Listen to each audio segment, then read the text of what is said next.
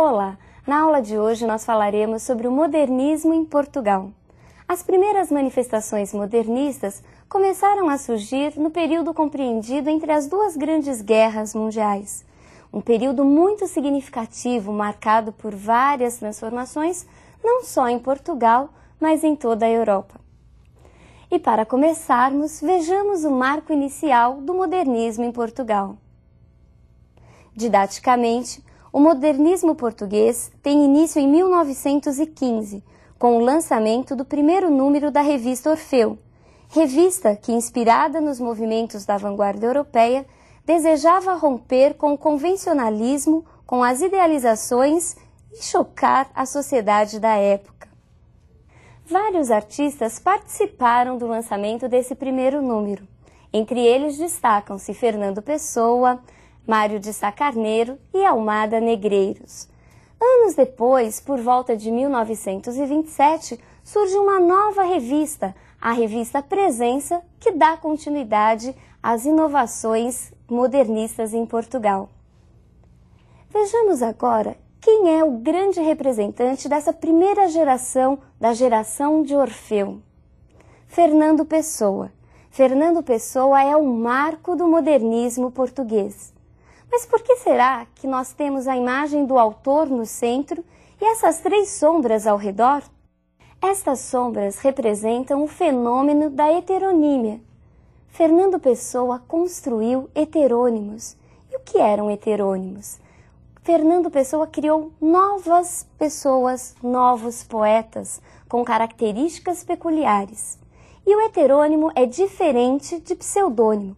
Pseudônimo é muito mais simples, é apenas a utilização de um outro nome, mas pelo mesmo poeta. Já heterônimo é uma outra pessoa. Vejamos esquematicamente o que é esse fenômeno da construção dos heterônimos em Fernando Pessoa. A produção literária de Fernando Pessoa divide-se em dois grandes blocos. A produção do ortônimo, ou seja, Fernando Pessoa ele mesmo, e a sua produção a partir dos heterônimos, entre os quais se destacam Alberto Caeiro, Ricardo Reis e Álvaro de Campos. Existiram outros heterônimos ou semi-heterônimos, mas que aos poucos foram abandonados por Pessoa. Ele diz que desde a infância essa tendência em se multiplicar, em se desmembrar em vários outros, sempre o acompanhou. Vejamos agora o que o próprio Fernando Pessoa diz a esse respeito. Multipliquei-me para me sentir. Para me sentir, precisei sentir tudo. Transbordei-me, não fiz senão extravasar-me. Os heterônimos de Fernando Pessoa apresentavam biografia, características físicas, características de personalidade, data de nascimento, local de nascimento, eram realmente outras pessoas. Vejamos a imagem do seu primeiro grande heterônimo. Alberto Caeiro nasceu em 1889 e morreu tuberculoso em 1915. Era um homem simples do campo. Sua estatura era mediana, loiro, de olhos azuis, era órfão e estudou pouco, só apenas as primeiras séries. Os textos de Alberto Caeiro são marcados pela simplicidade. Ele era um poeta do campo. Seus temas, basicamente, se resumiam à vida simples do campo, ao contato com a natureza.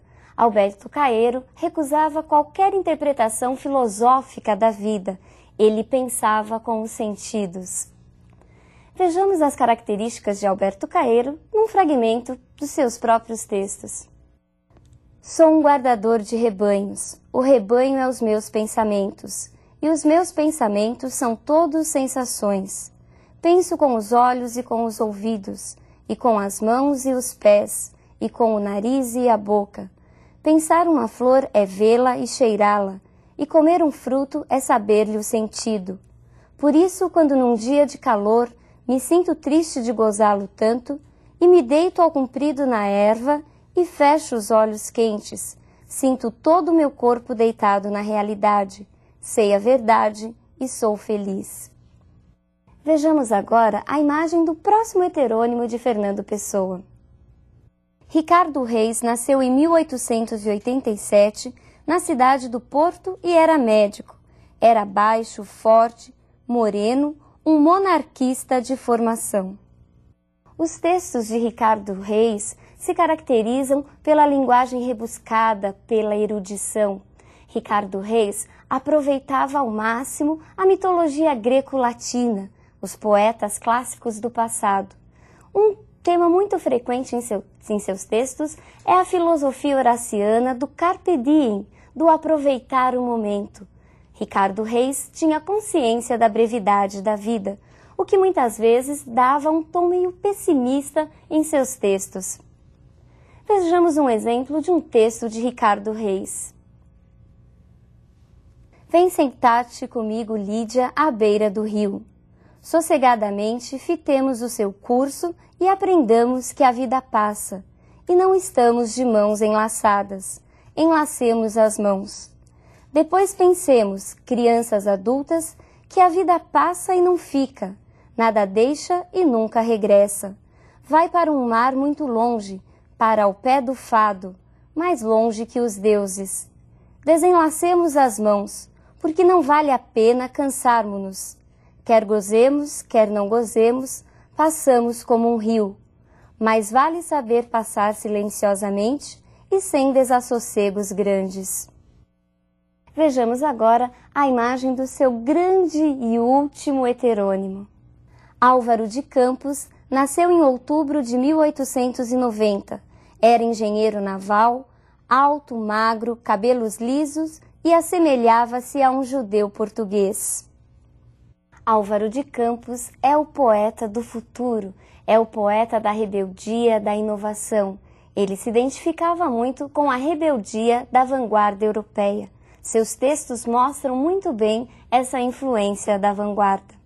Se nós pensarmos que Alberto Caeiro pensava através da sensação, Ricardo Reis através da razão, Álvaro de Campos é todo emoção. Vejamos um de seus textos mais conhecidos. Não quero nada. Já disse que não quero nada. Não me venham com conclusões. A única conclusão é morrer. Não me tragam estéticas, não me falem em moral. Tirem-me daqui a metafísica. Não me apregoem sistemas completos. Não me enfileirem conquistas. Das ciências, Deus meu, das ciências, das artes, da civilização moderna. Que mal fiz eu aos deuses todos? Se tem a verdade, guardem-na. Sou um técnico, mas tenho técnica só dentro da técnica. Fora disso sou doido, com todo o direito a sê-lo. Com todo o direito a sê-lo. Ouviram? Não me massem por amor de Deus. Vejamos agora uma imagem de Fernando Pessoa ele mesmo, de Fernando Pessoa ortônimo. Fernando Pessoa foi um dos escritores mais complexos da literatura portuguesa. Começou a se destacar como escritor a partir de seus primeiros artigos publicados sobre os movimentos, sobre as novas tendências modernistas. Mas foi graças à criação de seus heterônimos que alcançou notoriedade mundial. A obra ortônima de Fernando Pessoa apresenta características bem diversas das características de seus heterônimos. Fernando Pessoa ele mesmo mostra-se mais preso aos valores, à tradição portuguesa. Em seus textos encontramos um forte sentimento nacionalista, tanto que em seu livro Mensagem ele faz uma espécie de narração dos grandes feitos dos heróis, dos reis portugueses, numa clara aproximação aos Lusíadas de Camões. Em seus textos também, muitas vezes ele fala da própria arte de escrever, fala do seu processo de multiplicar-se. Vejamos agora um dos textos mais conhecidos de Fernando Pessoa, ortônimo. O poeta é um fingidor. Finge tão completamente que chega a fingir que é dor, a dor que devera sente. E os que leem o que escreve, na lida sentem bem, não as duas que ele teve, mas só a que eles não têm. E assim nas calhas de roda, gira a entreter a razão, esse comboio de corda que se chama o coração. Outra figura importante do modernismo português é Mário de Sá Carneiro. Mário de Sá Carneiro, como vimos, também participou do grupo de escritores responsáveis pela publicação da primeira revista modernista em Portugal, da revista Orfeu. Ele era o responsável pela parte financeira da revista, tanto que após ao seu suicídio, isso em 1916, quando ele ainda tinha apenas 26 anos de idade, a revista deixou de circular. Seus textos são marcados por um pessimismo, por uma busca incessante. Mário de Sá Carneiro queria buscar a essência do seu próprio ser, descobrir o porquê da sua existência. Mas ele não encontrou a resposta.